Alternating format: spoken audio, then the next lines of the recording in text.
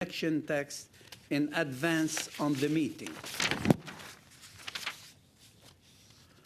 Avant de commencer, before we begin, I would like to point out that the subject of today's meeting is the illegal transfer of Ukrainian children to Russia. Some of the discussions and proceedings might be difficult for witnesses, for viewers, for members of Parliament generally, and for members of the subcommittee in particular. If you feel in distress or if you need assistance, please speak to the clerk to obtain information on available support available, through the House of Commons administration. it's my pleasure to welcome the witnesses who have joined us this morning, all of them appearing by video conference. From Save Ukraine,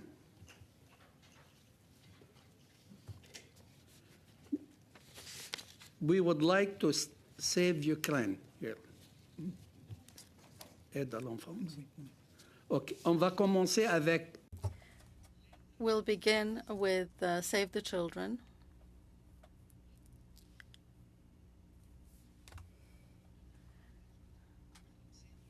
From Save Ukraine, rather. Kuleba, chef de la direction par vidéoconférence.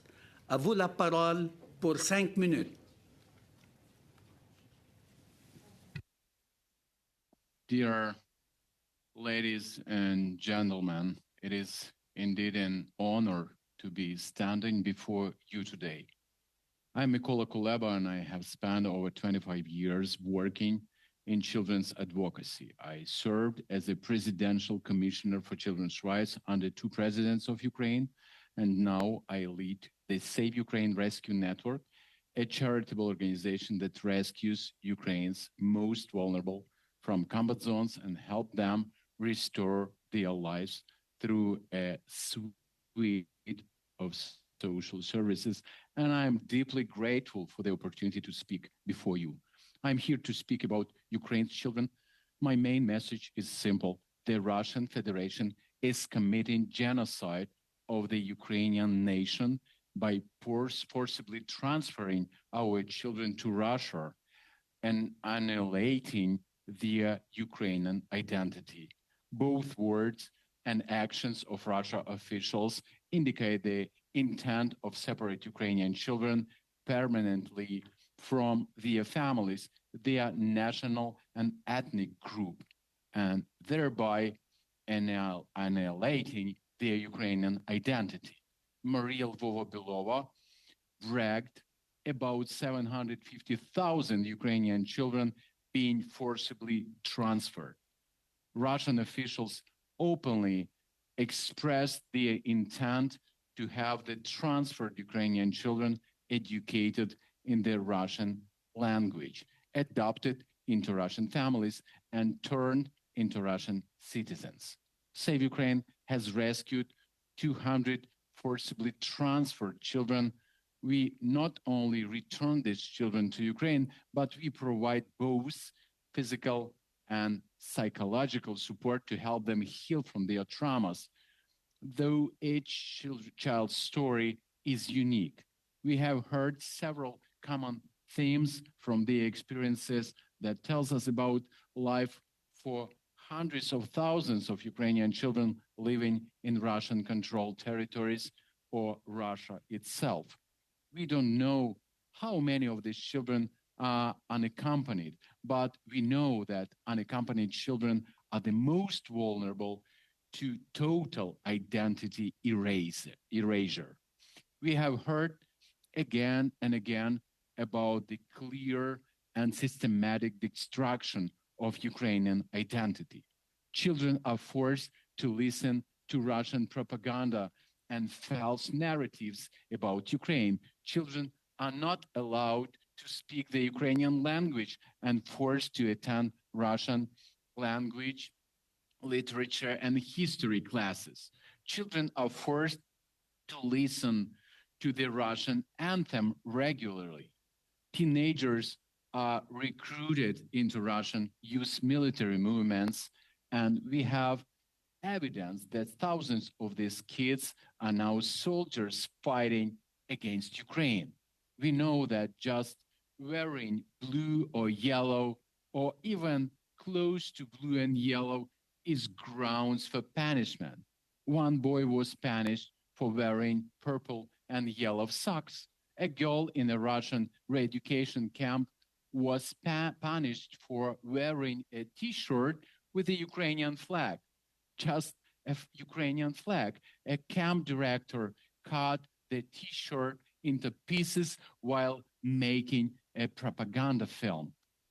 How I'd like to hear from the children themselves. You will hear them soon. And I am a father myself. I have 4 children and know many of you are fathers and mothers and have hopes and dreams for future of your children. I know how to work to foster your children's identity. Ukrainian parents have the same dream for their children. We dream of having a safe, peaceful, prosperous country governed by rule of law where our children can thrive. Russia launched their full-scale invasion, but we haven't lost this dream. We have a war to win. We have to win. And with your support, 10 more minutes, 10 more seconds, please.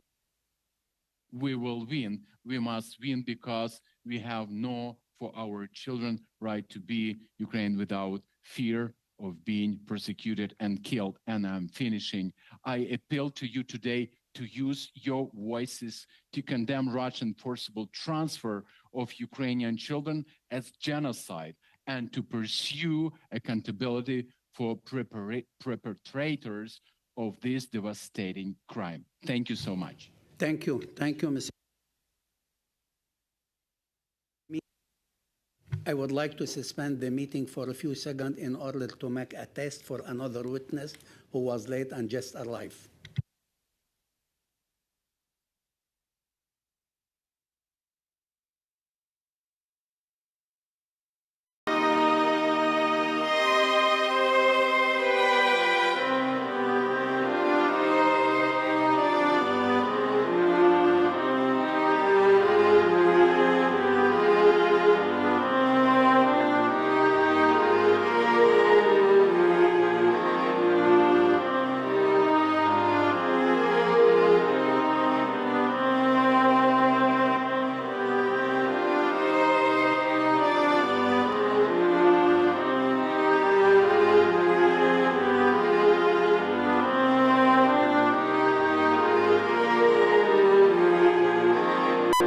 To get the floor for 5 minutes. Please go. Honorable Mr. Chairman, Vice Chairman, and members of the subcommittee, members of the Parliament, international community, and colleagues, thank you for inviting Save the Children to speak today on such an important and complex issue as forcible transfer of children from Ukraine to Russia. The best place for children is with their families and their communities. In a humanitarian crisis, there's so much upheaval and uncertainty for children that it can be difficult to know if a child has an existing family. And even if they don't, it could be traumatic to move them out of the country and culture they are familiar with. That is why Save the Children believes efforts must be made to reunite unaccompanied children with their family members. All means should be used to trace and unite unaccompanied children with their family, local community, accounting for their best interest. We don't know the exact number of children affected by the forced transfers from Ukraine to Russia since February 2022. A range of numbers have been provided by the officials in Russia and Ukraine, who reference from 2,000 children to 20,000 confirmed cases respectively. We know that some of these children are in Russia, some of them are in non-government controlled areas of Ukraine. Some of the children have come from institutions and some not, which complicates the understanding of the guardianship of these children and reunification mechanisms. This is a complex situation that requires complex solutions and clear prioritization of the needs of the children in line with the principle of their best interest. Although we cannot say for certain the scale of the issue and how many children have been affected, we do know that the situation becomes increasingly complex as time passes for every single child. Canada can play a big role in finding a solution. The cases of many of these children may be complicated, but that does not absolve anyone of the responsibility. It is crucial to support accountability efforts and ensure that all accountability mechanisms include child expertise. As accountability processes continue, diplomatic efforts must be directed towards finding solutions and protection for these children in the meantime. To date, the most effective way to reunite children with their families in Ukraine have been grassroots efforts of civil society organizations. They help families trace their children and help the parents and legal guardians to take a long and dangerous journey to Russia or to non-government controlled territories of Ukraine to bring back children themselves. We know how long and difficult and sometimes unsuccessful this process is, since Save the Children supports such initiatives through our partners on the ground. Given the absence of political dialogue between Ukraine and Russia, the mechanism of transferring children cannot be regulated, and legal measures for the return of children deported will remain ad hoc and limited in effectiveness and scale. Technical dialogue between ombuds institutions and relevant ministries in Ukraine and Russia needs to be established as a matter of urgency to fulfill children's rights and facilitate reunification with their legal guardians. Yet we understand that waiting for Ukraine and Russia to establish direct dialogue on this issue may take long, and this is the time that children don't have. Canada can play a role in finding a third country to facilitate the reunification process. We need to help to find states who would be able to promote further dialogue on this issue. We have seen successful cases of negotiating prisoner of war exchanges by third parties, as well as the recent return of several children from Russia to Ukraine, facilitated by Qatar. I would like to again stress the importance of accounting for the best interest of the child during the processes of return and reunification. Serving the best interest of the child is only possible when we examine every single case. And in order to do that, a centralized tracking and information management system is needed to ensure the whereabouts, guardianship status, and well-being of each child. International donors can prioritize funding child protection and tracing to support the restoration of family ties. In closing, I would like to again thank you for the opportunity to address you today and welcome any future opportunities to speak on this issue. Thank you. Thank you. Thank you. And now I would like to invite Ksenia Kolden, Denise Berezny, Anastasia Motishak, and Vladislav Rydonko. You have altogether 15 minutes to share. Vous avez 15 minutes à partager. You have 15 minutes to share.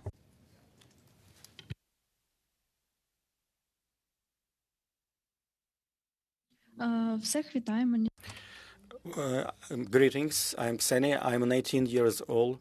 I have a younger brother, Sergei. He is 12 years old. We are children without parents.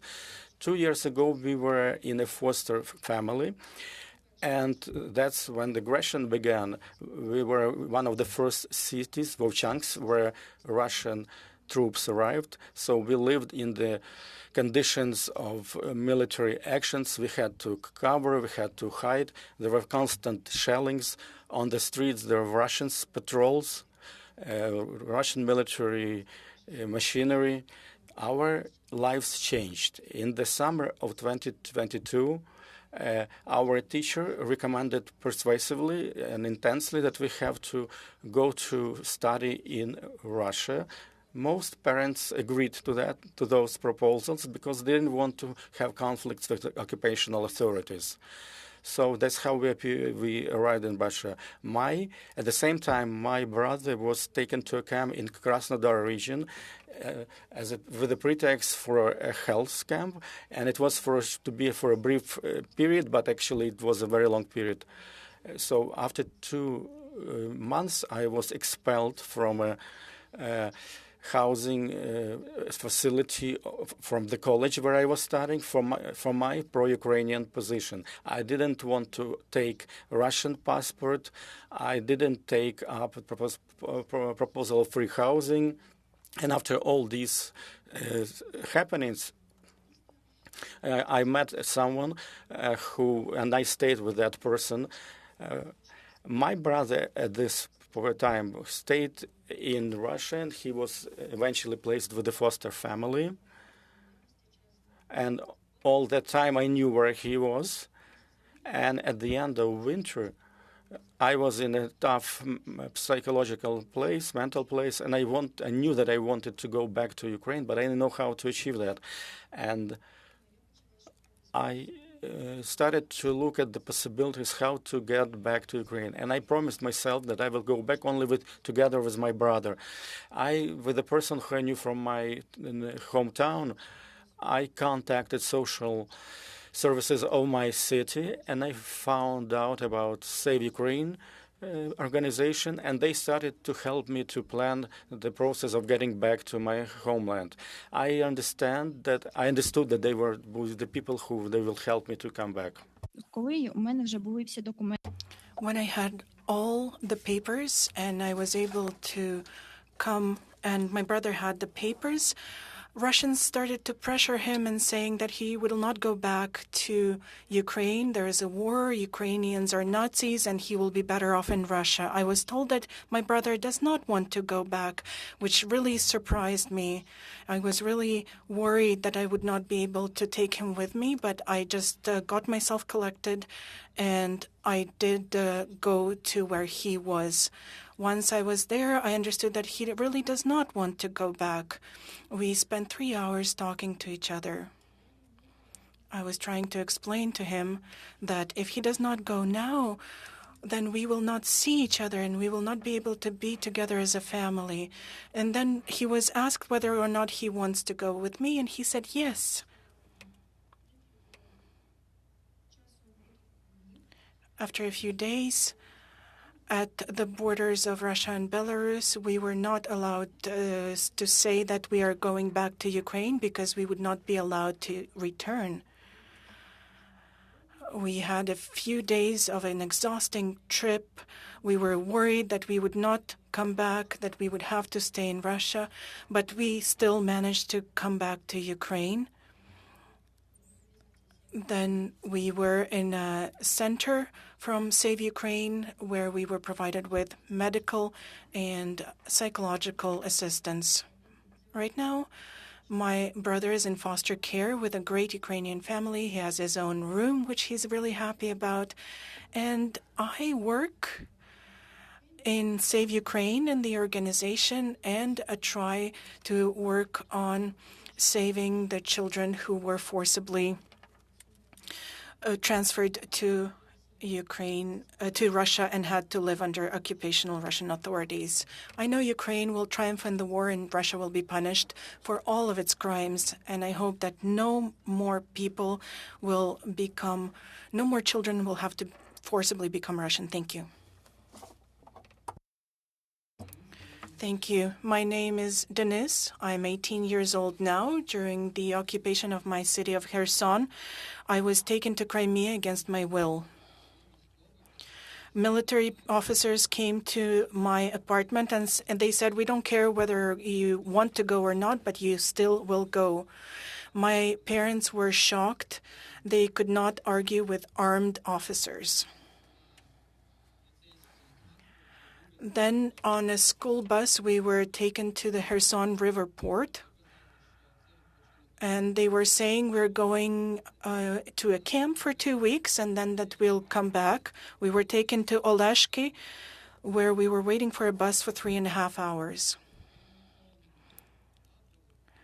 The camp leader was a former Ukrainian Special Forces Astafyev, who fled in 2014. He kept saying that Russia is better than Ukraine. He was saying that if here in the camp you say something bad, you will have to walk back to your home.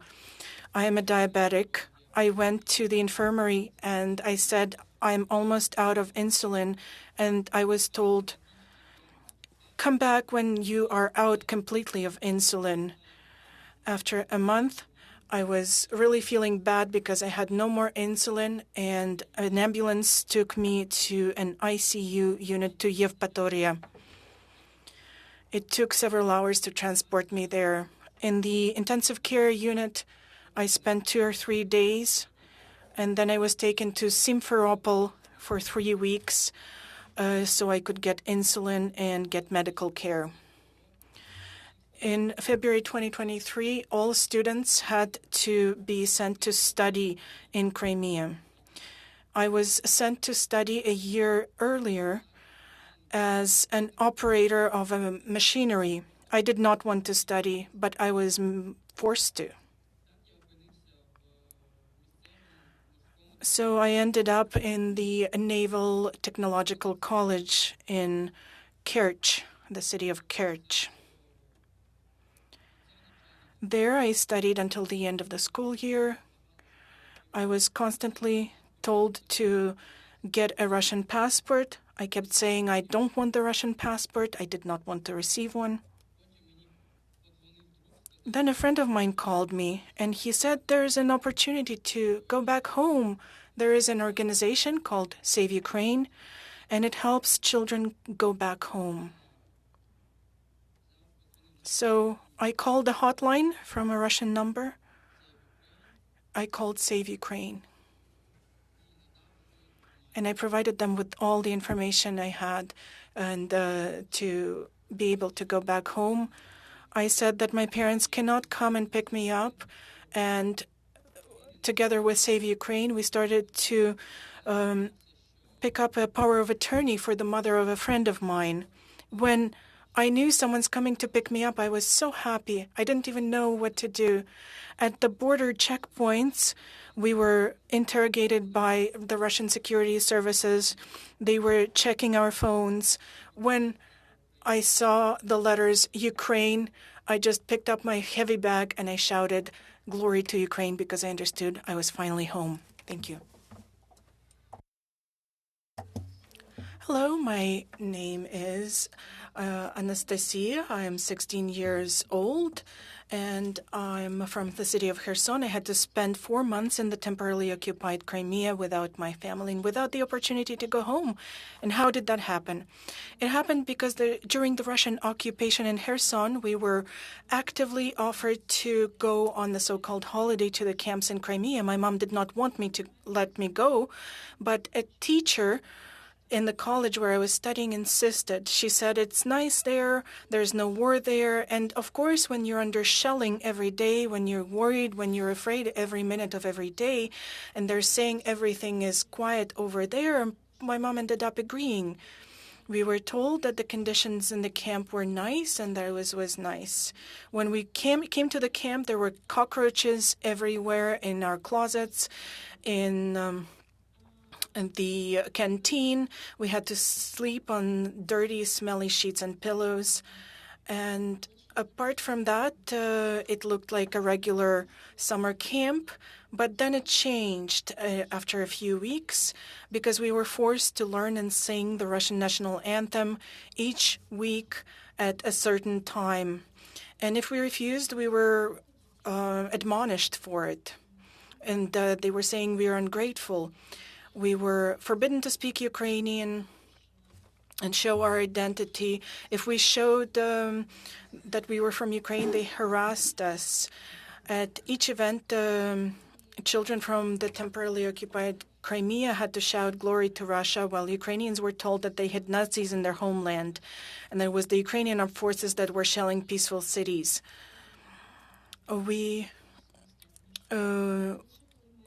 It was really intolerable. And when my mother asked Save Ukraine volunteers for help and said that she will come and pick me up, I was extremely happy. I was very hopeful that I will see my mom. It took her 15 days to get to me. She had to go through Poland, Belarus, and Moscow. And we went back the same way. Right now, I live in the Hope and Restoration Care Center. and go to school, and I dream of the day the war ends. Thank you. Hello, my name is Vladislav, and I'm 17 years old.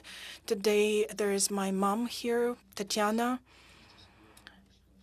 and she went through all the horrors with me, and she could tell you a lot.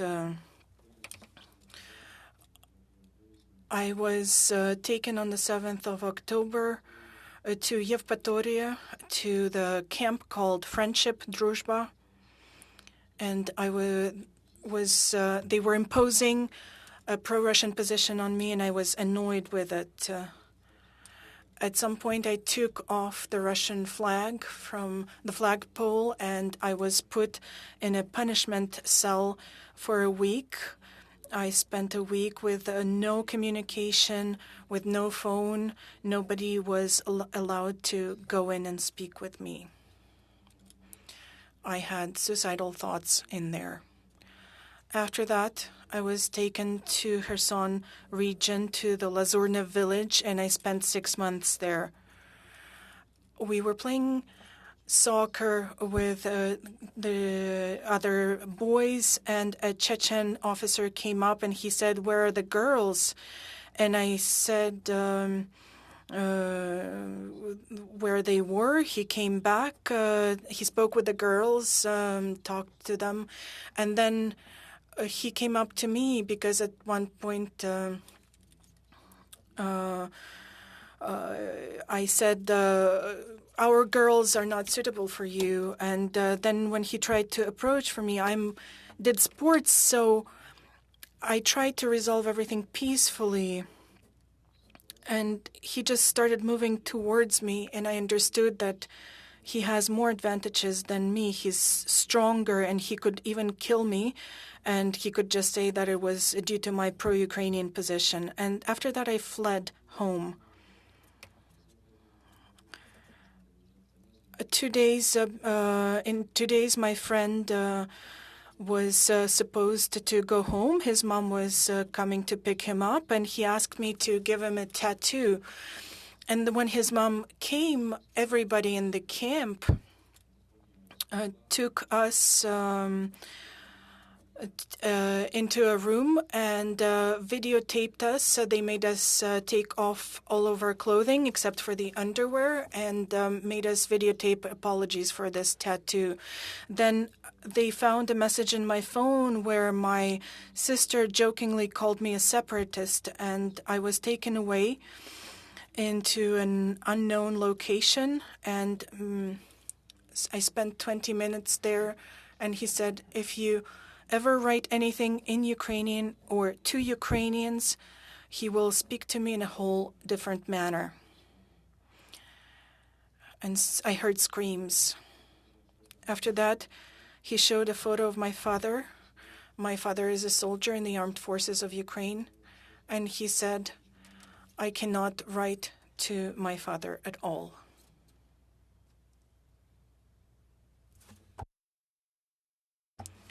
When you're in Russia, on the occupied territory, you have no rights. You can't do what you want. You can't do the right thing. You cannot admit you're Ukrainian. You cannot say you love Ukraine. Right now, I want to do professional sports. Thank you for listening to me. And now I would like to invite Mr. Yevgen Mezhevoj to take the floor for 5 minutes, please. Добрый день, меня зовут. Hello, my name is Yevgen Mezhevoy. I was born in Ukraine and grew up in Ukraine in Mariupol. I'm 40 years old. At the beginning of 2016, I went to Chernivtsi because things were not very safe in my hometown. And I joined the armed forces of Ukraine. And until 2019, I was a serviceman in the armed forces of Ukraine. Then after a while, my wife left me alone with 3 children. And after that, I stayed in Yavoriv. After my contract was done, I returned to Mariupol and continued to work at the metal plant.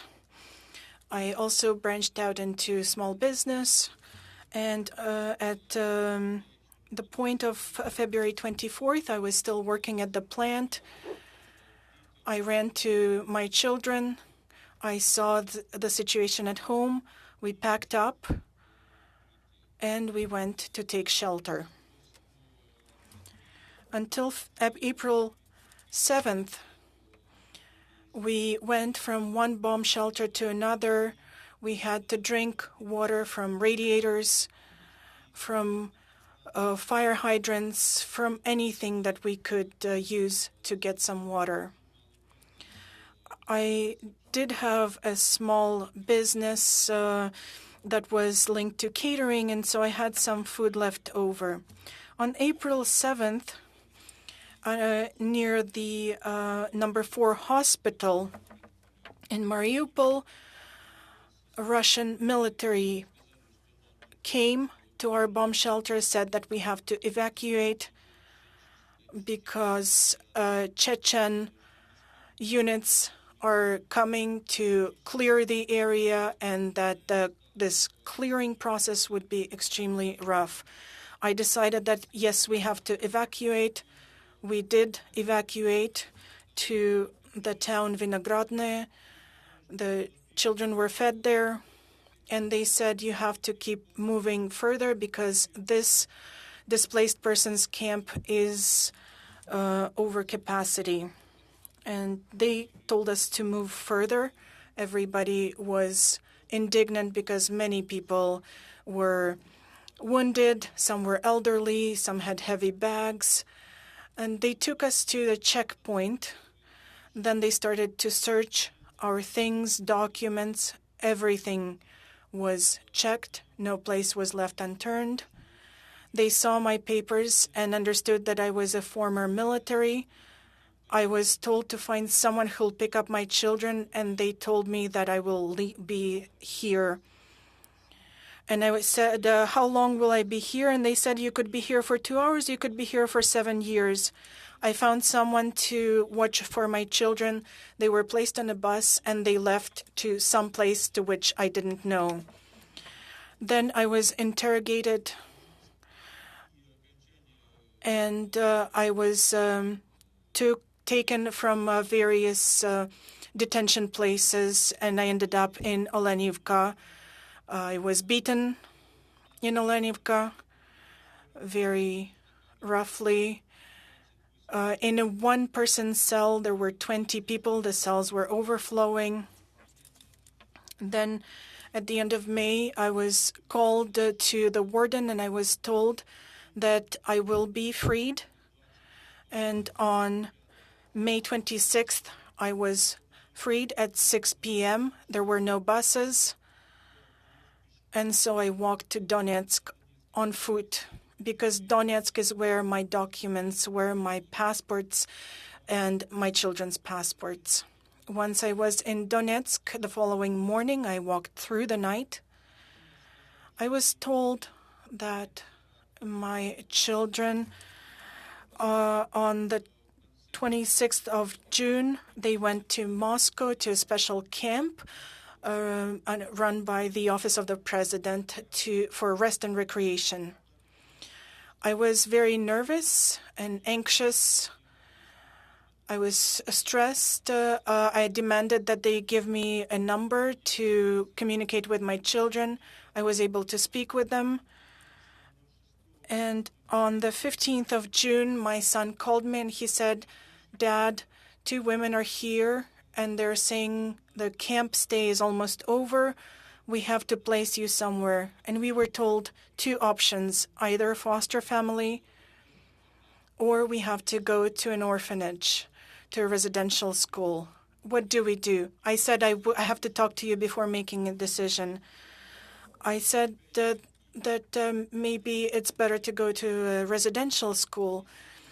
How many days before you are placed, I asked, and they said 5 days. I had no money, And then through friends, I saw volunteers' website, volunteers who helped to go back to Ukraine. I called the volunteers, I told about my situation, and they started to help me remotely come to my children. They paid for all of my trips, and they helped me resolve the issues that arose. Once I was 3 or 4 hours from Moscow, we wrote an official letter to the office of the President of Russia demanding that my children be returned to me. Yes, there were issues and we were solving them remotely with the team of volunteers. Extra, so please wrap it up. Go ahead. I'm just wondering if it's not possible for us to let И our с помощью этих witnesses волонтеров have And then we were in Latvia, and now I'm with my children, and everything is okay. Thank you. Et maintenant, j'aimerais remercier I would now like to thank each of our witnesses for their comments. And we will now move to questions by committee members. invite Madame Rosalie Falk to take the floor for 7 minutes. The floor is yours, please. Thank you very much, Chair. And I'd like to thank each of our witnesses, not only for being willing to share your story today, but also for your resilience and for your bravery to come forward and expose the realities of the war in Ukraine. So I want to thank you so much for that. I am a mother as well, and it is difficult for me to even imagine the suffering of being forcibly separated from your children. And just from hearing here, I'm incredibly grateful for the work that Save Ukraine and Save the Children is doing to help reunite families. And I also just want to say I'm so sorry. I am so sorry for the hardships and the evil that you each have had to endure throughout this whole process. And again, thank you for sharing your vulnerability and the reality that you've each have experienced in these situations. I would like to focus on the parents, if that's okay for right now. So I would like to ask Tatiana, if possible, how did you find out that your son was taken to Russia?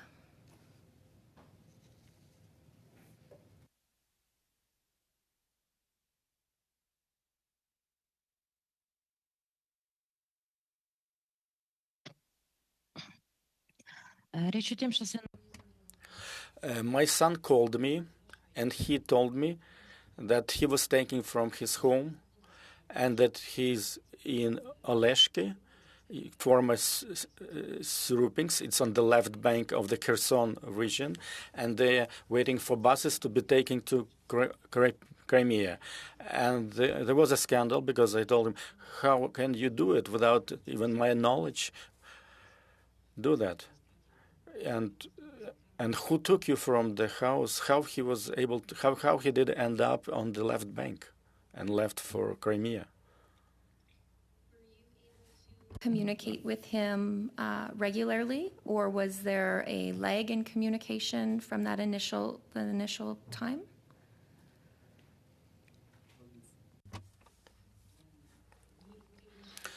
While he was on the road, there was still an ability to talk to him, but then there was interruption in communication for about 2 months, and I had no idea what was happening with him.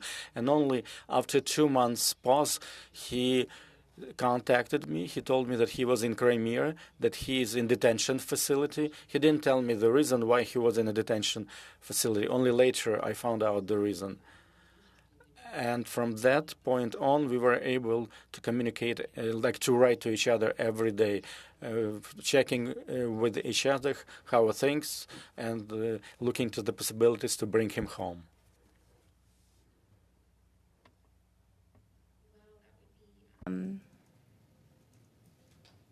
I can't even put the words to that.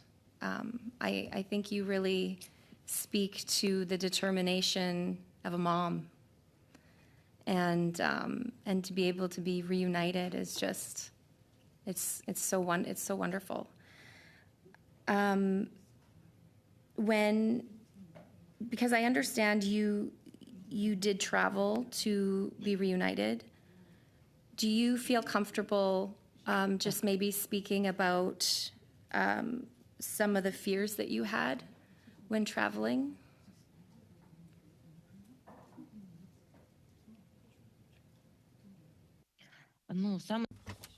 The scariest thing was when I arrived to pick up my son. It was in the village of Lazurne on the left bank of the city of Kherson. It was the most difficult because I was taken to a basement for interrogation. They were putting me through a lie detector.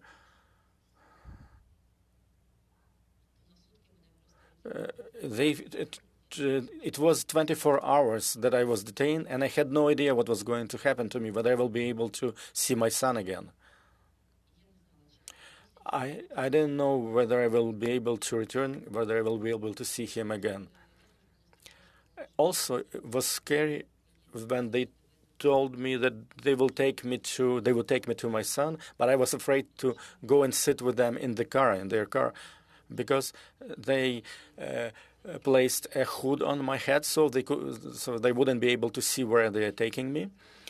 And they told me to bend my head so I don't see the street. And they were all carrying weapons, and I knew that they could do anything they wanted. But thank God they took me to my son. And 5 days they wouldn't allow us to leave. For 5 days we stayed in the village of Lazurne, but we were lucky because there was a very nice family that we were able to stay with during that period, and they were helping us.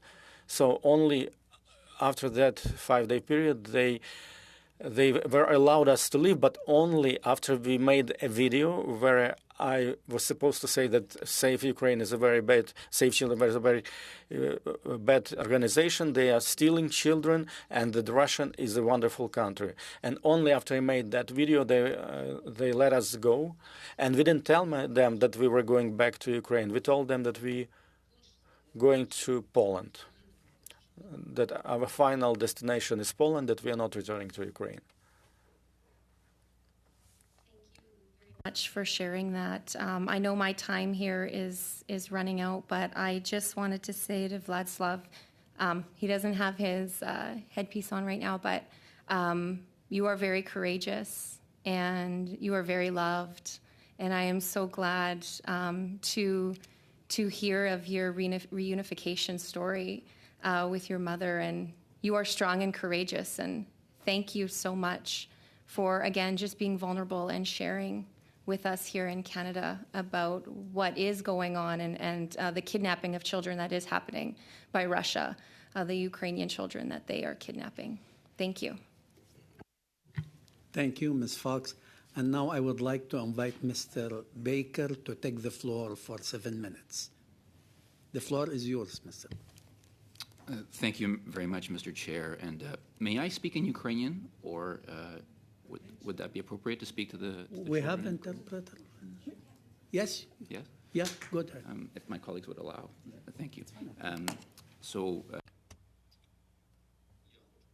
First of all, I would like to say thank you. My name is Ivan Baker. I am a member of parliament.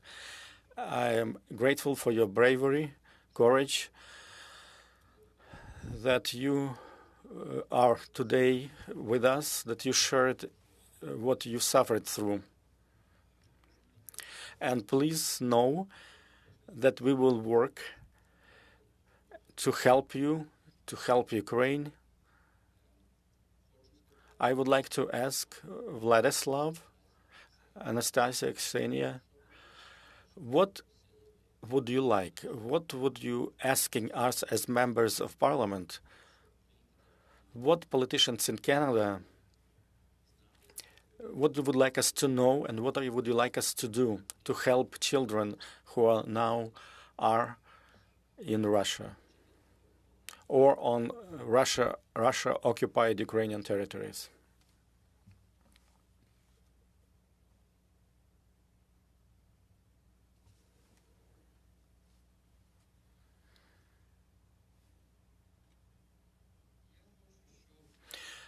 What I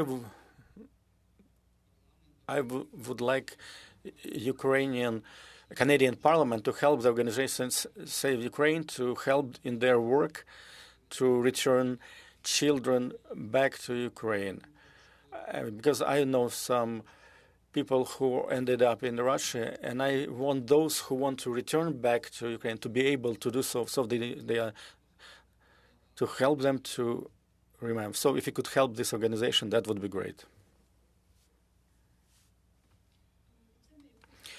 I would like to add that we would like that more people find out about those crimes that Russia commits against Ukrainian children, that they forcibly transfer them to Russia, that they try to make them from Ukrainians to become Russians, and so that more people know what's going on.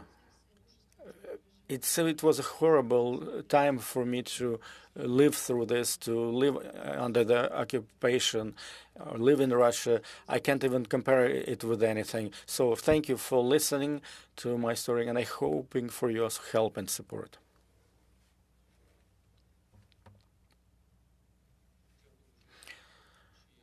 Thank you. Is there anyone else who would like to add something to this?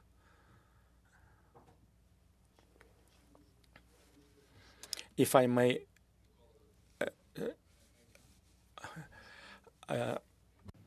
thank you for your questions, but it's very hard for children who've been traumatized, hugely traumatized by Russians, now to witness about these crimes. And you've seen like Vladislav, it's very hard for him and his mother.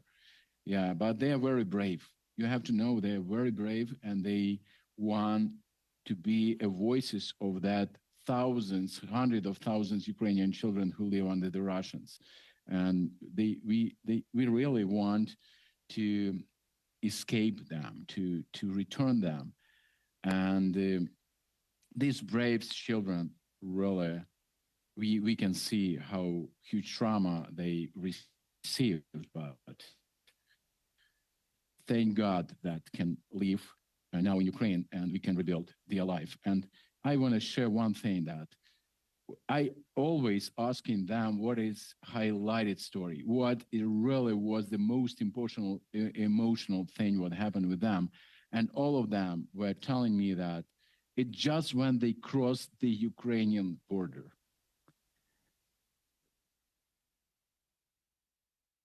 Thank you. Thank you, Mykola. Mykola, so I would like to come back to you if I may. I see Katerina has her hand up. Does she want to speak, Katerina? Please go ahead if you'd like. Yes, thank you. Distinguished audience, thank you for having me there. So I can add something as for the role of Canada in this process of repatriation and rehabilitation of Ukrainian children and restoring justice. Canada is ahead of the group of children and armed conflicts in the United Nations. That is why you are powerful enough in order to help us towards the United Nations General Assembly resolution on repatriation of Ukrainian children, because we need to push the Russian Federation to comply with its international obligations. And also, we need to recognize this political indoctrination and re-education of Ukrainian children as the seventh serious violation of children's rights committed during armed conflict, because without it, the Russian Federation will continue this policy. And of course, we need to not only repatriate Ukrainian children, but also rehabilitate them. That is why we need to support the initiative by the Trust Fund for Victims in the ICC as for using this their assistance mandate and implementing this policy for rehabilitation and reintegration even before the verdict of the ICC. Thank you. Thank you very much for that, Katerina. And Mykola, if I can come back to you, what more, do you have any other recommendations for us? What are the things that as members of parliament, as people in government, we can do more to support and to help repatriate children, Ukrainian children who are currently in Russia. Yeah, thank you, Ivan. I met you several times in Canada, and thank you for your position and for this and for that parliamentarian who are fighting, standing with us and fighting for Ukraine. It is very important for us. And you know, as you know, Maria Lvova-Belova, Putin's commissioner, reported that they've been registered more than 700,000 Ukrainian children in Russia. And we really have no idea how many of them are unaccompanied. We have no idea how many of them are orphans, how many of them lost their parents because they were killed by Russians, how many of them received Russian passports, were placed to Russian families or orphanages. It is our kids. It's Ukrainian children. Many of them cannot sleep and dreaming about escape. And I can tell you just a story of 12-year-old boy who was dreaming. We escaped him. We returned him.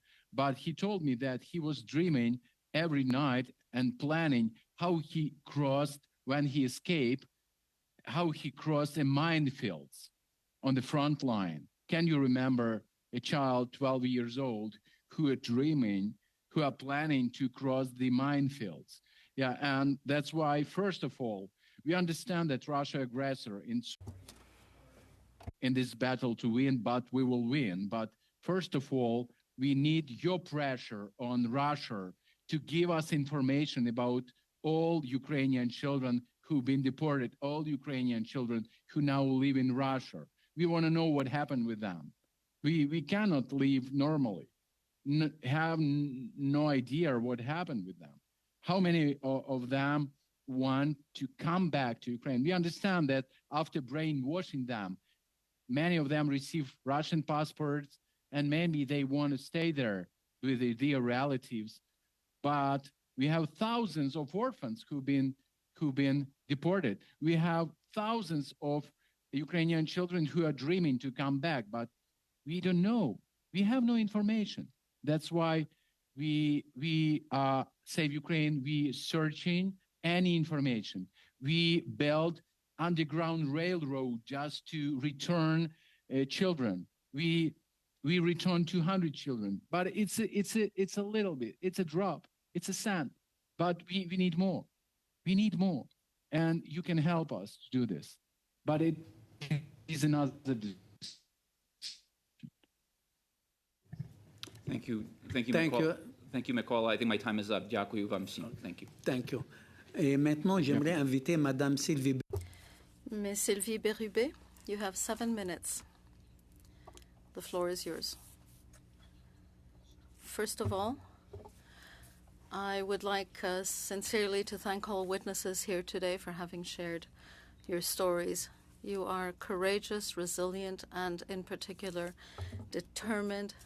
You believe in your country and you're courageous in that you have been through tremendous psychological and physical trauma. We're here to hear you today because everything you're saying is very valuable to our study. My question is to Mr. Shaboy. I hope I pronounced your name properly. We know that parental consent in sending children to camps in areas controlled by Russia has been discussed quite a bit with witnesses. We know the way in which Russian authorities obtain consent is somewhat nebulous. My question to you is this: can we say that the authorities never did obtain your consent? Hello, thank you for this question. Of course not. Nobody asked me anything. I was just told, find someone to take care of your children while you are here being interrogated. And I put my children on the bus. I did not know anything about them for the entire 45 days that I was in Olenivka. And it was just at the end of May that I learned some news about my children. They were violence de la part des autorités et de l'armée russe. Donc, pouvez-vous expliquer davantage la situation que vous avez vécue parce que c'est très important. On sait qu'il y a beaucoup de gens chez vous qui ont vécu de la violence et on voulait avoir davantage d'explications.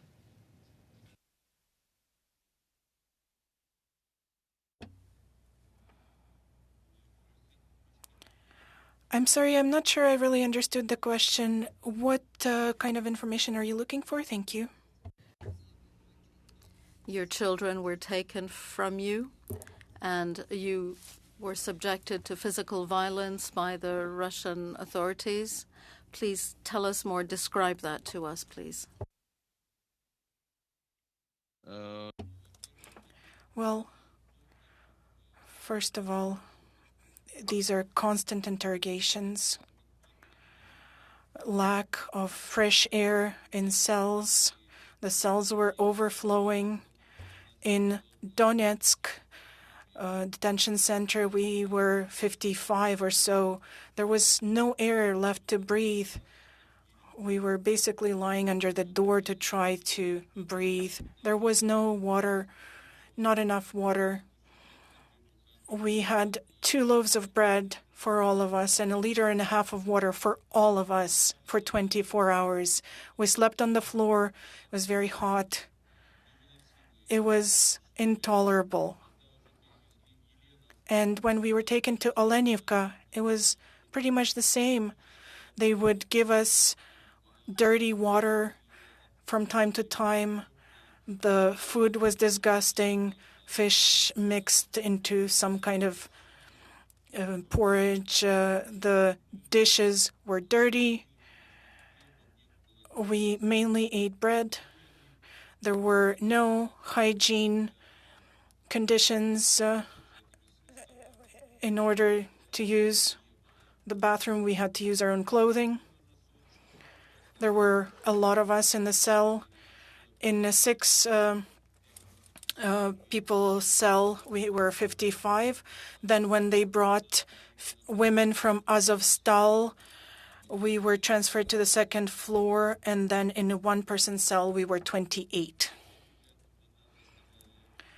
We were put to labor. We had to dig in gardens. We were painting, clearing grass, etc. Basically, making repairs in the jail number 120 in Olenivka. Parents are forced to allow their children to go to Russian-controlled zones.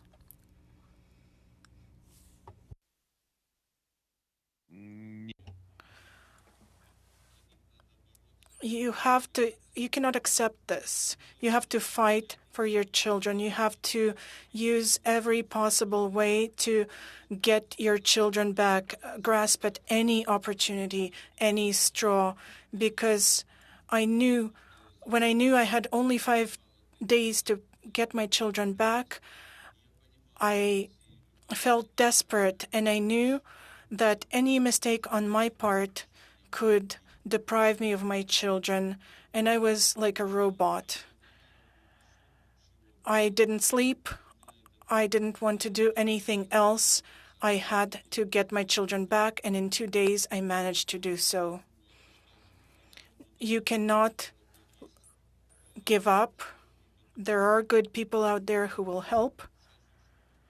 There are so many volunteers out there helping in different situations. You cannot stay silent. You have to call for help and move ahead and get your children back regardless of anything. The families of these children have to deal with the dangers of armed conflict. It seems that parents are consenting in an effort to try to protect their children and so that their children will have food. Is that correct?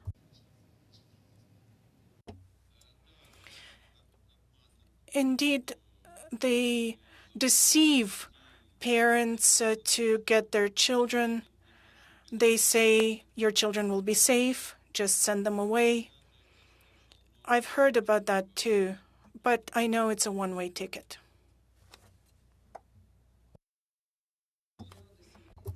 In many cases, Would you say that the consent given by parents is genuine consent, or is it simply what they feel will be a safer place for their children, to be a safer outcome for their children?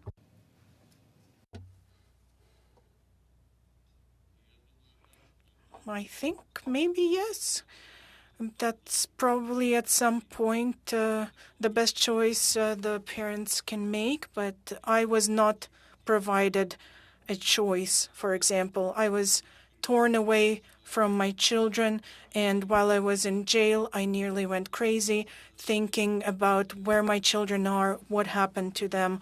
I couldn't stop thinking about that. I knew nothing about my children, and my only thought was, how do I get my children back? Madam Rashveska would like to add something in answering your question, Madam Belubi. Go ahead, Madam. Yes. Yes, thank you so much for this opportunity. I would like just to add some details to the case of Mr. Mezhevey, because his 3 children were unlawfully deported together with other children from Mariupol, firstly to occupied Donetsk and then to the sanatorium Polany in Moscow region. And then these children, the so-called group of 31, some of them were directly transferred. Excuse me, to there is no traduction. I would like to ask you to repeat when the traduction is on, please. Yeah. Okay. So the 3 children of Mr. Mezhevey were not only one who were accompanied in the Fond, s'il vous plaît. Can you lift your micro a little bit, please? Lift it up, please. It's better? No? Yes? Yes. So Keep may going, I continue, please. yeah? So 3 children of Mr. Mezhevey were unlawfully deported from Donetsk to the sanatorium Polany in Moscow region, together with other children from Mariupol. And some of these children were then transferred to Russian foster families for foster care. Some of them were transferred to... Just a moment, please. We do have problem with the traduction. Yes.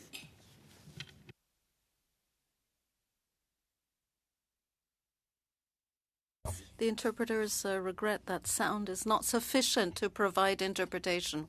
It's not a question of lifting. It's not a question of lifting the microphone, unfortunately. It is the quality of the sound and the signal. They are insufficient. And now, it's better or no?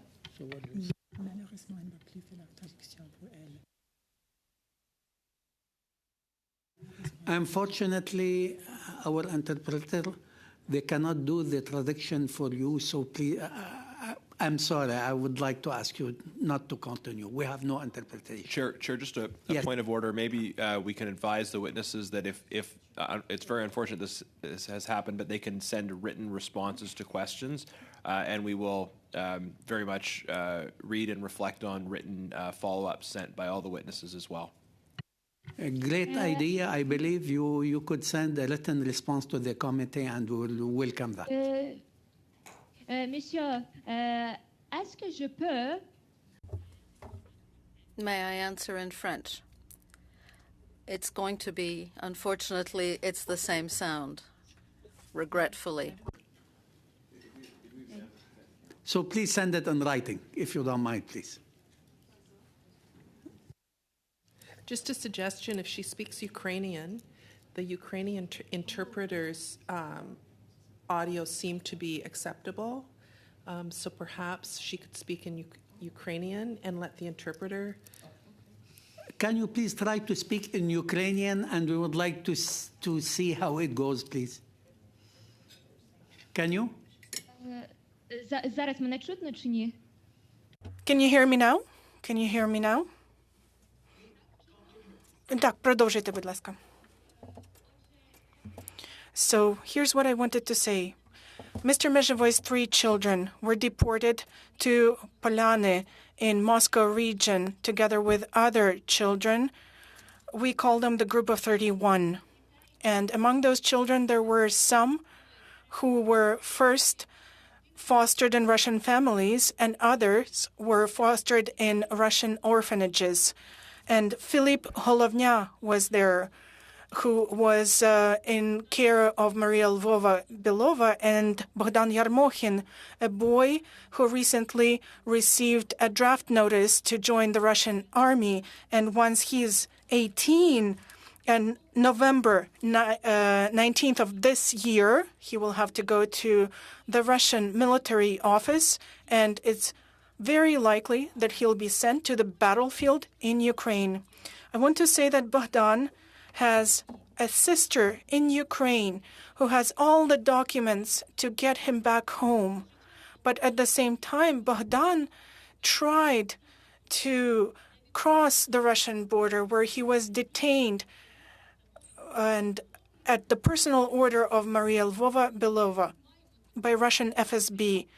And so we are fighting for these 2 weeks before Bogdan turns 18 in order to prevent him from drafting him into the army, violating all the rules of the international law. And we are working on getting other children back who are also about to turn 18. Thank you. Now I would like to invite Madame McPherson to take the floor for 7 minutes, please. Thank you, Mr. Chair. And I also would like to express my gratitude to all of the witnesses, particularly the children who have shared their stories. This is harrowing testimony for us all to hear.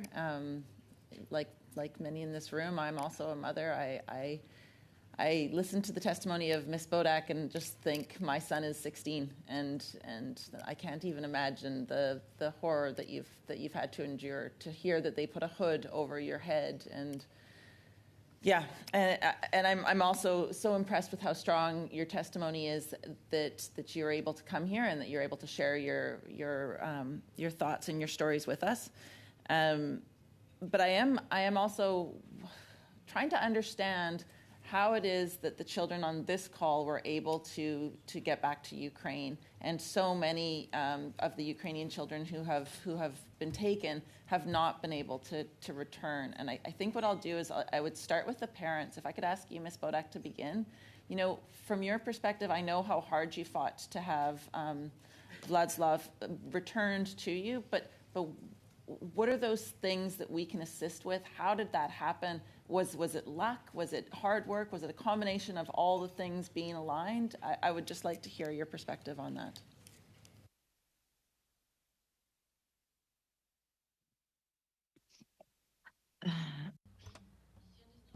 I had no idea how to get him home until I received information that there is an organization, Save Ukraine, and this organization helps to bring back Ukrainian children.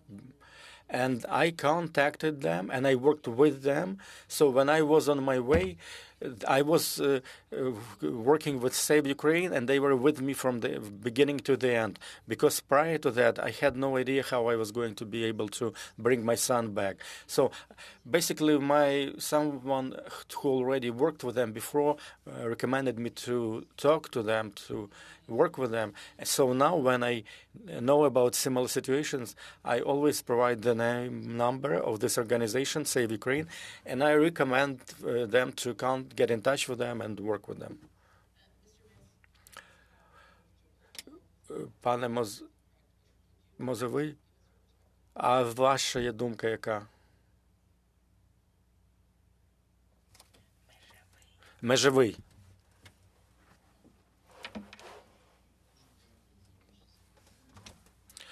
Thank you for your question.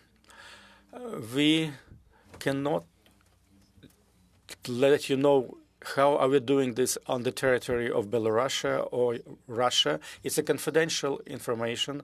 It has to do with a high degree of risk for those people who help us to rescue these children. But please know one thing. Russians are doing everything in their power to prevent these children from returning back to Ukraine. Parents or people who have parental rights, they have to go through interrogations, through lie detector. They ask to provide DNA samples. all of such cases are controlled personally by Madame Belova. And what Ms. Belova was saying for Group of 31 about Philip who tried to escape, Russians understand very clearly that all these children are witnesses of war crimes. So it's easier for them to send these children to Russian army, so to be killed on the battlefield, or prevent them from living in other ways, because they know that these children have a lot of information that they can share, and that their stories, it's a story of war crimes. So all Ukrainian children that are there now, they're being threatened, they're being scared, they were given all kinds of motivations to stay in Russia. They provided untrue information that it's dangerous for them to go back to Ukraine. There is one boy who is 14 years old now. He was 13 when he ended up on occupied territory, then in Russia, then back to occupied territory. He was given a birth certificate. He didn't want to take it. He turned it, and for that, Russian birth certificate, for that action, he was persecuted. He was issued a new Russian birth certificate, but he was not given. It was in his file. When he was 14 years old, he was forced to receive Russian passport. He didn't want to receive a Russian passport, but when a legal representative came to pick him up, they would not allow to take him and bring back to Ukraine. I cannot tell you specifically what steps we took to bring him back to Ukraine, but it's a very complicated and difficult enterprise and a very risky one. Anything you'd like to add? I see your hand is up. Да, я хотел добавить Yes, to add to Katerina Rashevsky's about Group 31, I have this list of people. This is the list of list of all those children who were stolen by Russian authority. And in this list, it includes my children, and Bogdan Yerokhin, Ifiliv Golovnya, and all other children. When I arrived at Latvia, my child had a Russian ID card, and one of his friends, I cannot tell his family name, and he told him that 3 days after we left from the camp, all the children there, they were placed in foster families in Moscow. And he was also in a foster family. And my son asked him, how do you like it there? And he told him, what can I do? I have nowhere to go back. My house was destroyed. Here, at least, I have a place to stay. That was the response of that boy. That's all I can add. 7 minutes. And I would like to go to the second round, and I would like to invite Madame Pamov to take the floor for 5 minutes. Sorry. Thank you. Sorry to No. mix It's up your Dumov, name. but it happens. Dumov. Yeah. Thank you, Chair. I want to thank all the witnesses for being here, and in particular, the young people who have come to share their stories. I can't imagine how re-traumatizing it is for you to share your stories, but know how important it has been for us to hear you and for Canadians to hear your voice here in Canada. So thank you from the bottom of my heart for your bravery. I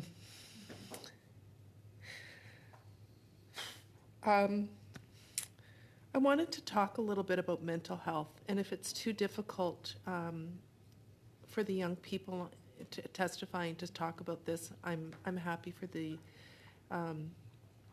others to talk about it. But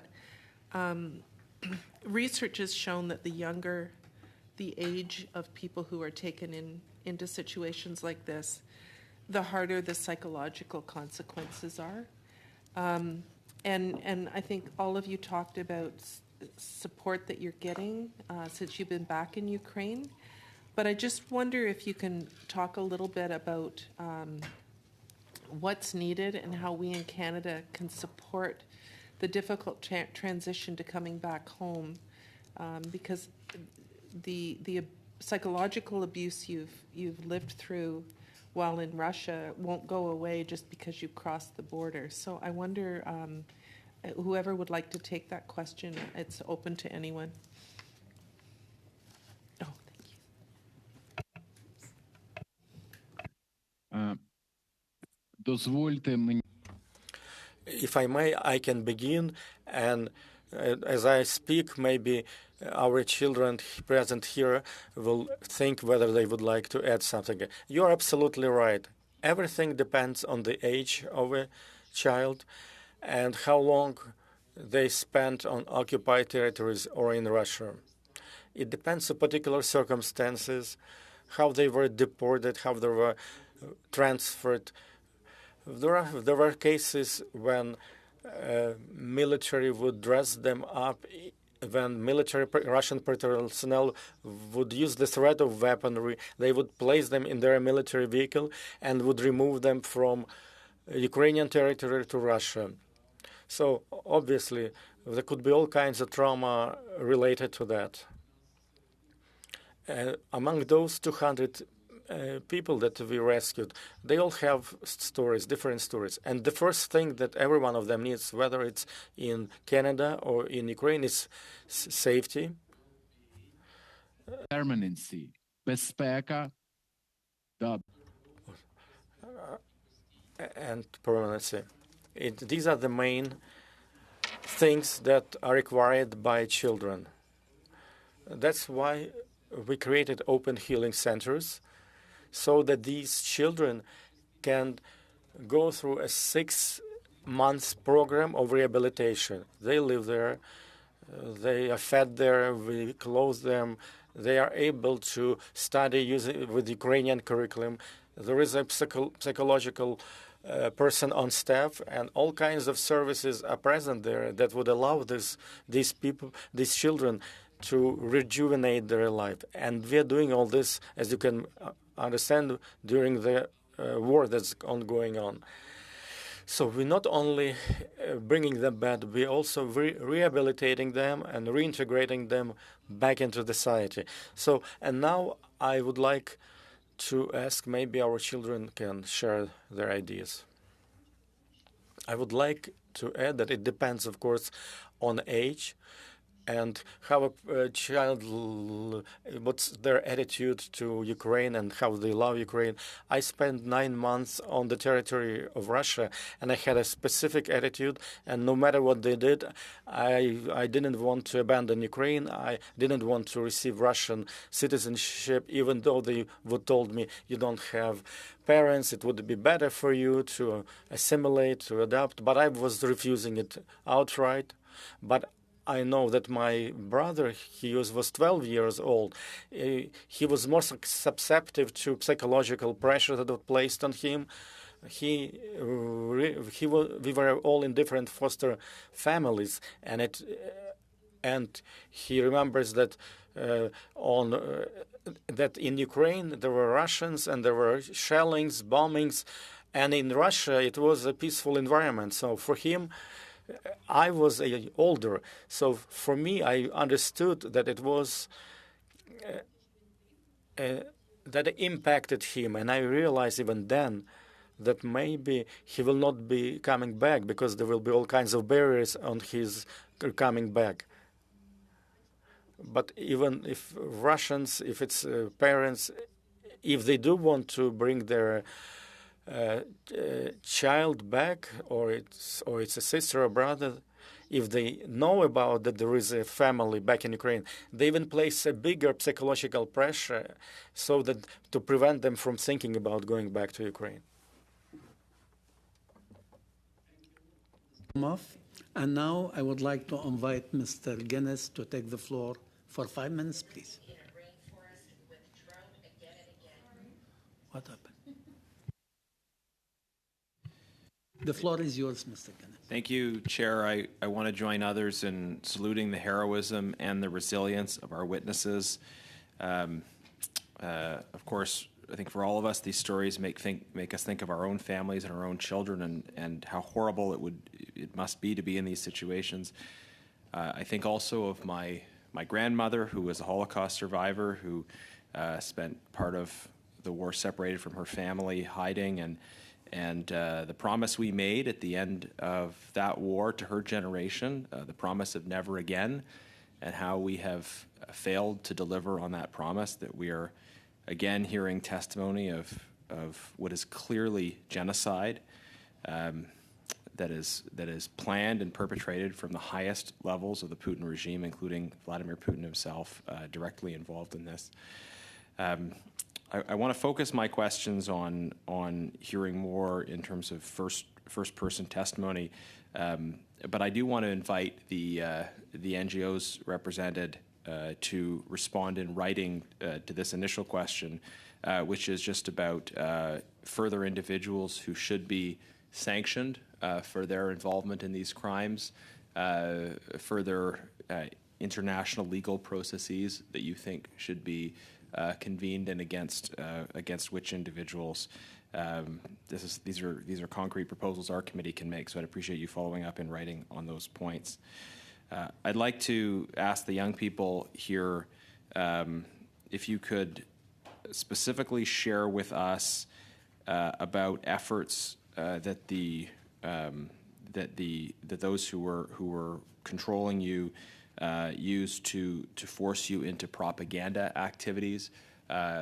Were you forced to do certain things that you understood would be used as Russian propaganda? Were you filmed? And would people, would other children sometimes try not to participate in those activities? And what would happen to them if they sought to refuse to participate in those activities?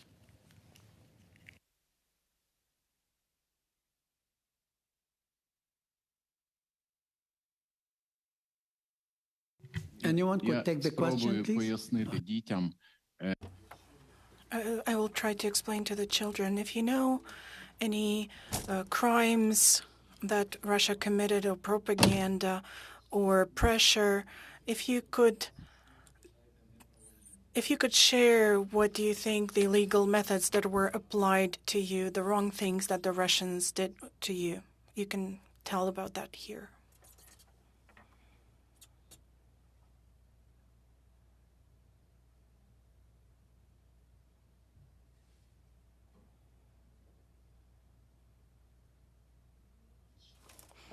There was a teacher.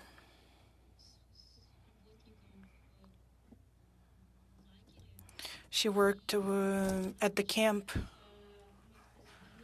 So she beat the children. For example, she beat me because I left the territory of the camp just for a little bit. Another boy was beaten because she thought he stole her things, even though that was not the case. And she had no proof of that.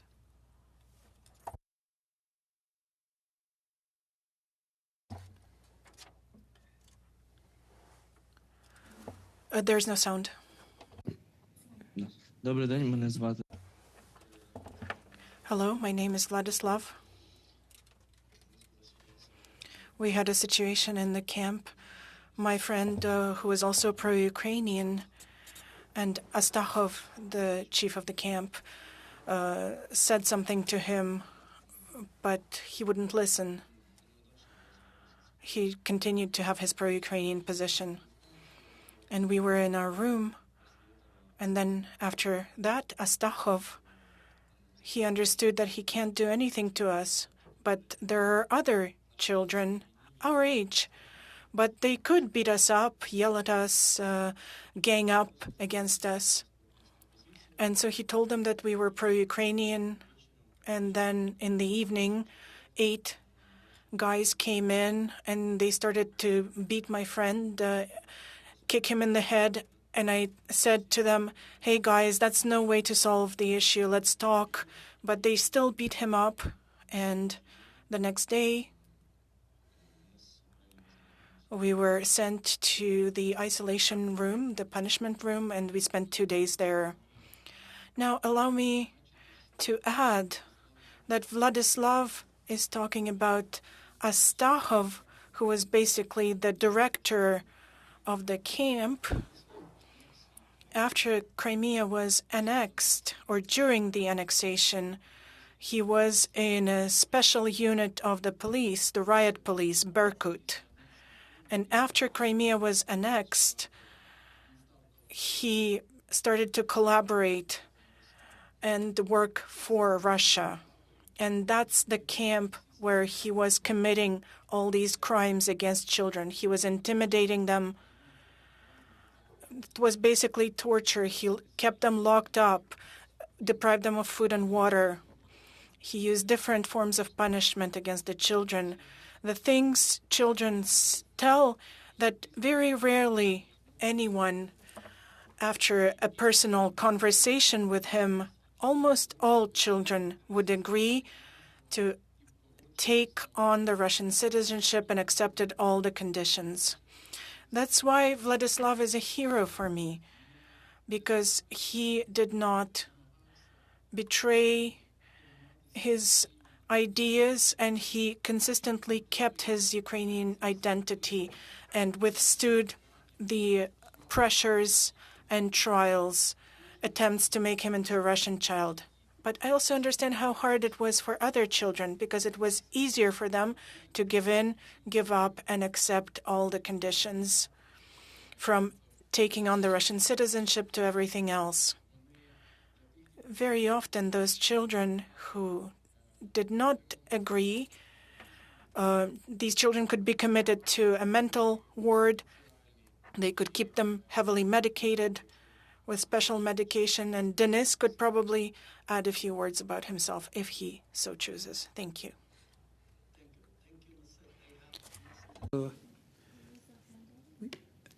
Mrs. Yes, Mr. Mezhevoy, please, you could take the floor and you could add whatever you want to add to this question.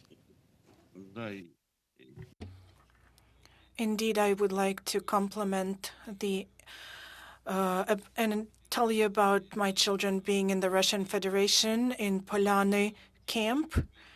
First of all, children were made to attend discotheques. So that's for children who are, after the war, are afraid of loud noises. They were shown movies about the war, about Cruella, who made dogs into a fur coat, basically traumatizing the children. They were made to attend the movie theaters, these discotheques. And as the young person here mentioned, there were children who were ready to intimidate those who maintained the pro-Ukrainian position. So these were older boys who would come in and say, "You are wrong to say this, do not do this." So they were in charge of the younger children who were in the camp, and they intimidated, pressured them, and they were sort of watchmen. That's what happened in that camp. And additionally, children underwent a thorough medical examination. We don't know why, but my 5-year-old child was had to give blood for syphilis. I'm not even sure why. And additionally, they would give them some green pills. Nobody knows what those pills were, saying that these are vitamins. And nobody even knew what these pills were. Thank you. Have 3 witnesses they raised their hand to speak. What do you think? Give them, or we ask Mr. McPherson, and after I let them go and take the... Okay. Please, Mr. Denis Berezny, you have the floor for a few minutes.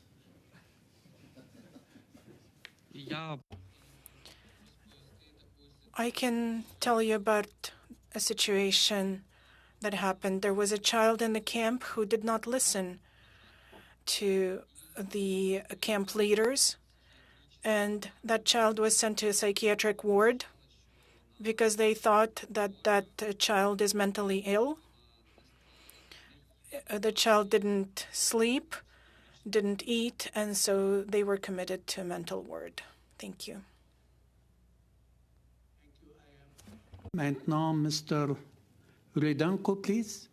You could take the floor.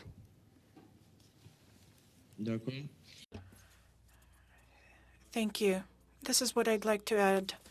When I was in my punishment cell, in isolation, they would give me 8 pills, and they were saying, you have to take these or else we send you to a mental hospital. And I would say, no, I don't know what these are. I'm not going to take them. And then they took everything from me. I had a tiny room, 2 by 3 meters, with a small window, and I had to stay there, and I thought I would really go crazy. Thank you. Mrs. Motishak, please. Could take the floor. I would like to add that police was called on us because we were misbehaving, or rather we were showing that we were from Ukraine. One time, girls put a blue and yellow balloon up, and they came into our room. They popped the balloon, and then they took us to the police station, took down our information, and said if we ever do anything like this again, then we will be sent to the police again, and the police would decide what to do with us. Thank you. Madame Rashevska, to take the floor, please. Can you hear me? I will speak Ukrainian. So here's a story I'd like to share. Alexander Ursul, a boy who was taken by Russia for the so-called medical treatment. He was wounded by a Russian missile during the Mariupol bombing. There is a story about him in Kyiv Independent. The boy did not receive the medical treatment that he really needed. He had to be treated again in Georgia first and then in Germany. And Georgian doctors say that the boy was prescribed a certain diet which led to a lot of weight loss for this child, and his health and his very life was endangered due to that diet. So some children are given these pills, and others are not provided medical treatment, and that's how they justify their reasons for deportation. That's what I wanted to say. Thank you. Now I would like to ask Madame Bérubé. Oui, j'aimerais inviter Madame Bérubé à prendre. Ms. Bérubé, you have 5 minutes. Thank you, Mr. Chairman. It's very difficult to hear everything you're saying. When we hear about what children have lived through, what families have gone through, that children were torn from their families, this is completely inhuman. But you are incredibly courageous and absolutely incredibly determined. You are a real example to us, and you are all heroes to me today. My question is to Ms. Bodak. I know that you've had to face some very difficult obstacles to bring your son back home. Could you please tell us what you had to go through and what obstacles you had to overcome so that your son could come back home?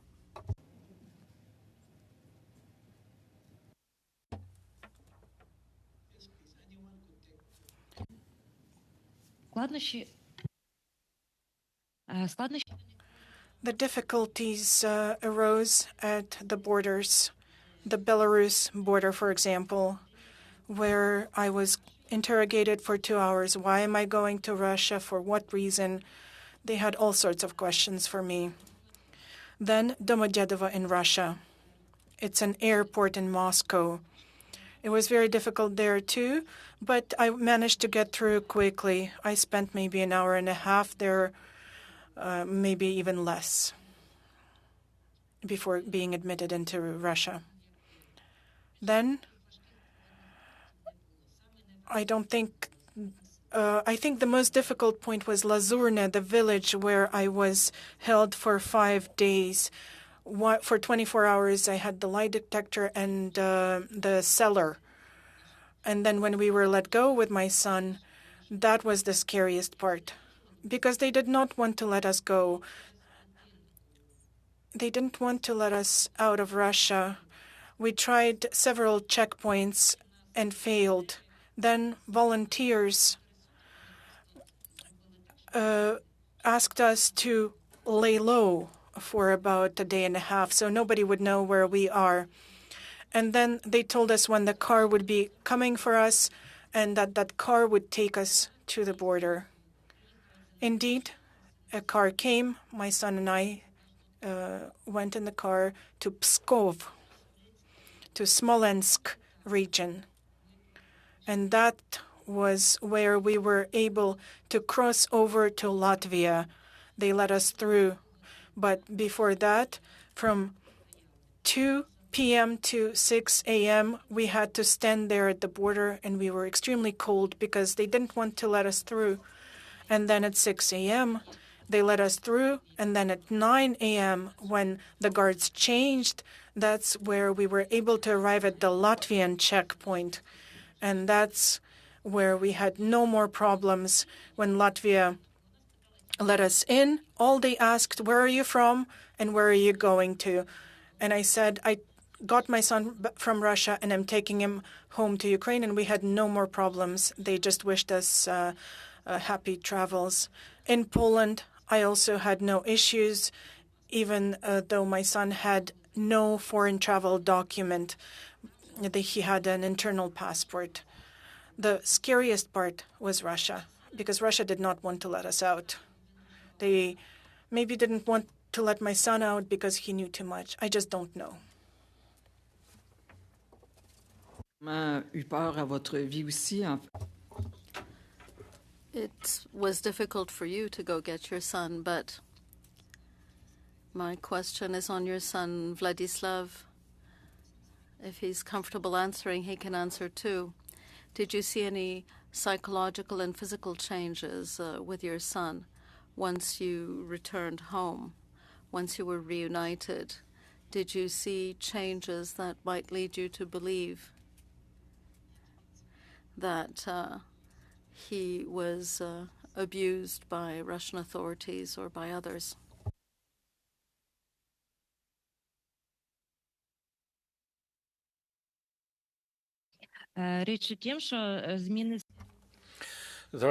Changes have taken place when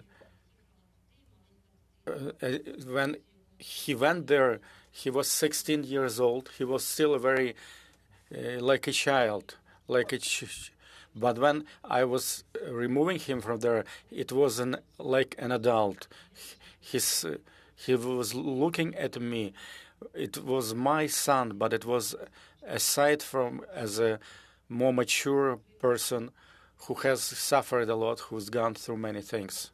He changed a lot, significantly, after 8 months that we were apart.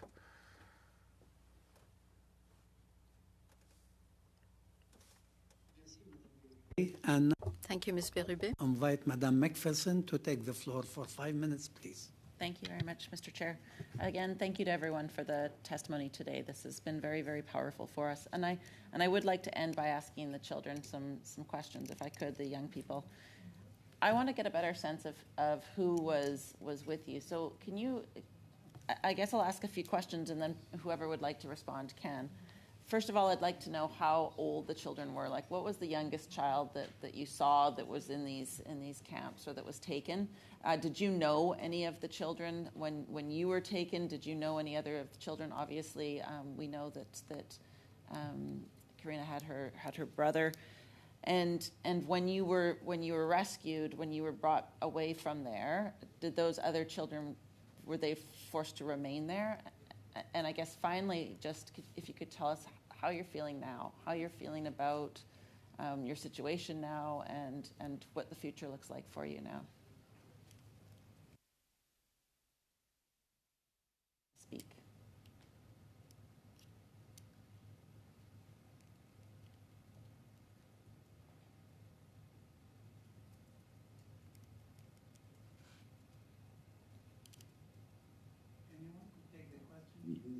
Yeah, they are discussing now, and maybe I think we it's the can translation too. clarify this question and one by one. For example, first of all, хто був самим молодшим, якого Who was the youngest child that you witnessed, sir? Want to respond? That's if they don't feel that that's okay as well. Якщо ви не хочете відповідати, можете не відповідати, але If you don't want to respond, you don't have to. But okay, we have someone who will respond. At our camp, we had a team for young children, 6 to 8 years old. And some of them were crying all the time. They wanted to see their mothers, but they were told, no, we are not able to send you. You have to stay here. And Astachov told us that you'll spend here 3 years, 5 years. That's all that I know.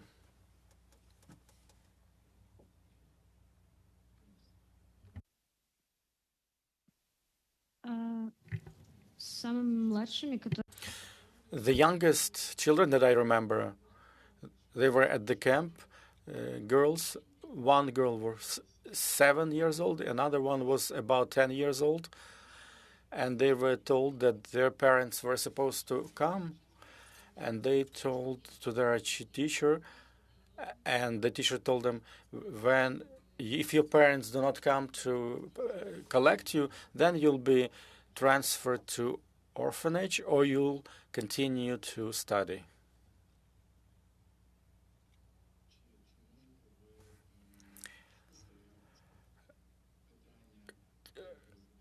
Maybe could you please maybe formulate your question again? What specific question you would like to hear the answer to?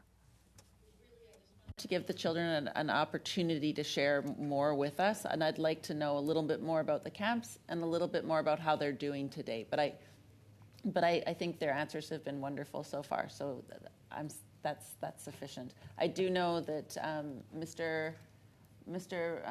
Mezkavja would also like to speak, or he had his hand up.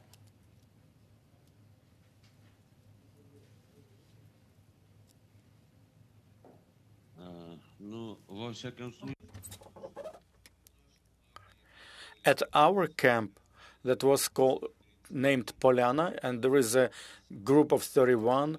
The youngest was my daughter. He was born in 2015.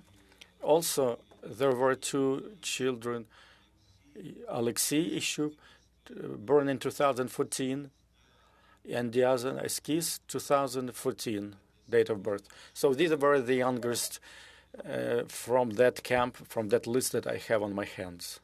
Thank you. Also, I would like to add that we were bringing children back home from different camps, and it's the most difficult is to return young people, because those who are 12 years old, maybe somehow they're able to use social media to let know relatives where they are, but younger children, they don't have this ability. And the children will attest to that never workers, adults who work in those facilities, they never, ever helped children to connect children with their parents, to try to help them find their parents, to inquire whether parents would like to reunite with their children. Not in a single camp we found evidence of that. They were making everything possible to make sure that these people never go back to Ukraine.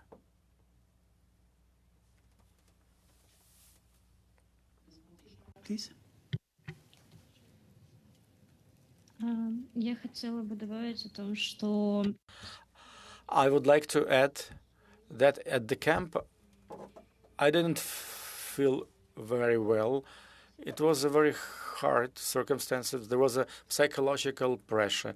And every time when I recall those days, I don't feel well. And I would never wish on anyone to be in my place at that camp. Also, I would like to add to what Mykola said, that when I look at my children, they were tried to convince them that your father will not be able to collect you. Your father will not be able to reach you in such a short time. You have to make a decision.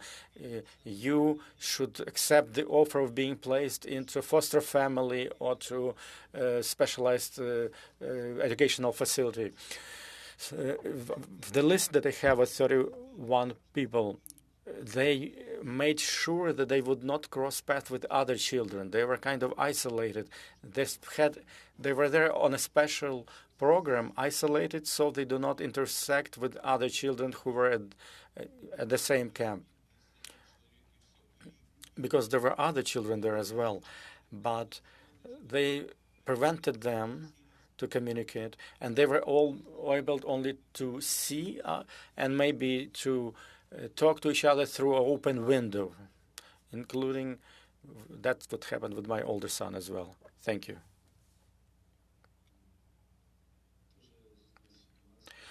And I know one other situation from the camp. Teachers and the director, they brought a girl to attempted suicide of one girl. So she cut her wrist and she was transferred to a hospital. And she spent there 2 weeks at the hospital. Thank you. And that's put an end to our committee due that the time is almost over. On behalf of all members of the committee and the staff, we would like to thank all our witnesses for their presence. Your presence was so important to this committee. Your testimony really touched our hearts deeply. If you feel that you have some other information to share with the committee, you could send it in writing. Thank you and have a great day. And now I would like to have a few minutes to discuss the project, our traveling project. I believe you have received a draft for 2 proposals, one to travel to New York and one to travel to Toronto. Is the will of the committee to adopt both projects? Yes. McPherson, please. Thank you, Mr. Chair. You know, honestly, I looked at both of the proposals. I think the one going to New York is very interesting. I think that it would be, I would be very supportive of that proposal. Point of order, Chair. Point of, sorry, I think we're supposed to be in camera to talk about travel. Is that right?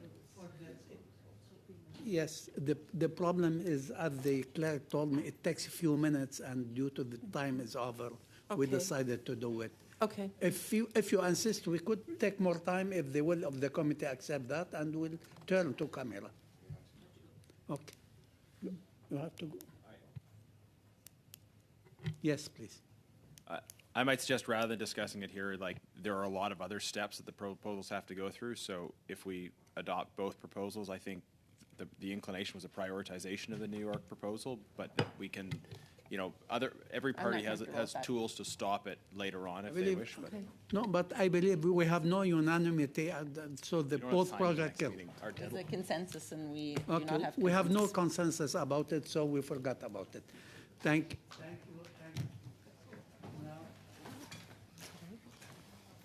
C'est fait, je parlais. Okay. Yes, vous avez reçu plutôt aussi. Earlier, you received a draft work plan. I think we want Mike here for the work plan. Okay. Okay. Thank you. So the meeting is over.